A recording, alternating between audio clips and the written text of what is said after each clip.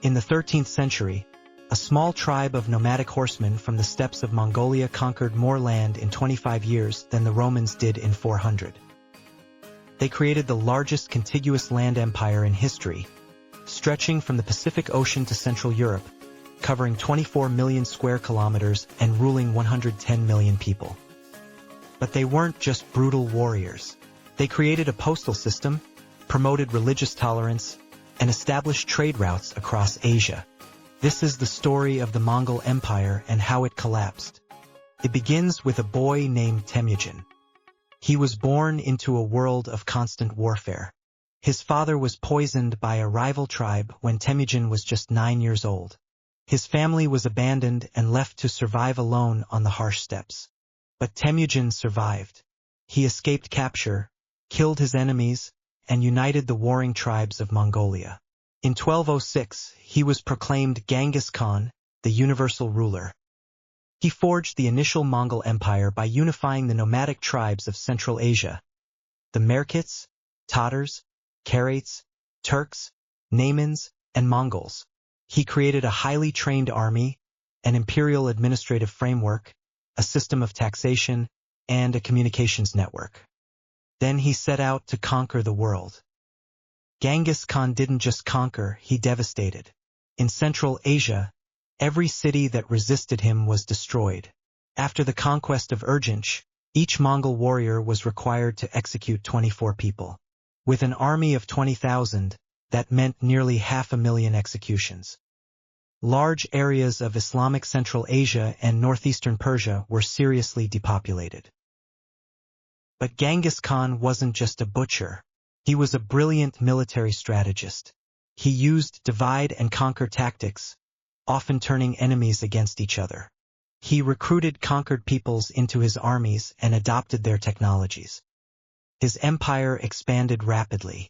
He invaded China, forced Korea to become a vassal, and conquered the Khwarezmian Empire in modern-day Iran. When he died in 1227, his empire stretched from the Caspian Sea to the Pacific Ocean. But the conquest didn't stop. His sons and grandsons continued the expansion. In 1237, they invaded Russia. They destroyed Kiev, the capital of Kievan Rus. A contemporary eyewitness wrote, "When we were journeying through that land, we came across countless skulls and bones of dead men lying about on the ground. Kiev had been a very large and thickly populated town. But now it has been reduced almost to nothing. They invaded Poland, Hungary, and Bulgaria. They reached the Adriatic Sea. The Pope's envoy wrote that the Mongols made great havoc, destroying cities and fortresses and slaughtering men. They conquered Baghdad in 1258, the center of Islamic power for 500 years. The city was sacked. The caliph was killed. At its peak, the Mongol Empire covered 24 million square kilometers, about 9.3 million square miles. It included parts of modern-day China, Russia, Mongolia, Central Asia, the Middle East, and the Korean Peninsula. And here's what the history books don't tell you. The Mongols weren't just warriors. They created the Yam, a postal system of relay stations that stretched across the empire. They promoted religious tolerance, allowing Christians, Muslims, Buddhists, and Hindus to practice their faiths.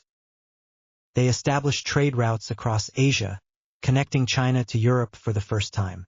Chinese scribes and artists served the court in Iran. Italian merchants served the great Khans in Karakoram. The Mongol Empire was a cultural crossroads. But the empire couldn't last. The vast territory was impossible to control from a single capital. The empire fragmented into 4 separate khanates: the Yuan Dynasty in China, the Ilkhanate in Persia, the Golden Horde in Russia, and the Chagatai Khanate in Central Asia. In 1271, Kublai Khan, Genghis Khan's grandson, established the Yuan Dynasty in China. He conquered the southern Song dynasty and became emperor of all China. But the Mongol rulers in China were eventually absorbed into Chinese culture. The Yuan dynasty was overthrown in 1368 by the Ming dynasty. The Ilkhanate collapsed in Persia. The Golden Horde fragmented. The Chagatai Khanate dissolved. By 1368, the Mongol Empire was gone. but its legacy lived on. The Mongols had spread ideas, technologies, and cultures across Eurasia. They had connected east and west like never before. Genghis Khan wasn't just a bloodthirsty warlord. He was a cunning strategist, a leader who valued loyalty, and a builder of empires. And he left behind one of the greatest empires in human history. This is Lost Timeline. Subscribe.